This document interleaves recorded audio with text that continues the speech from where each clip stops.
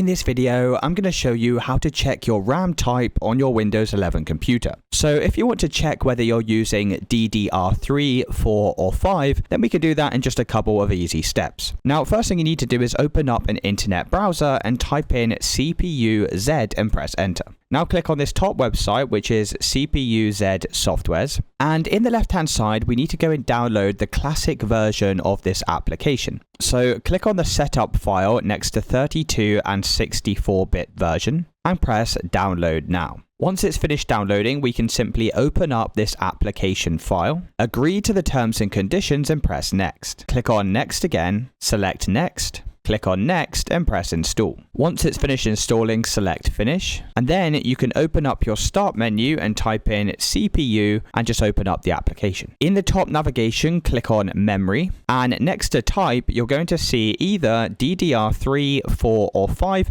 And this is going to tell you what RAM type you have installed on your computer. And it's really as simple as that, guys. If you did find this video helpful, then let me know in the comments and I'll see you with the next one.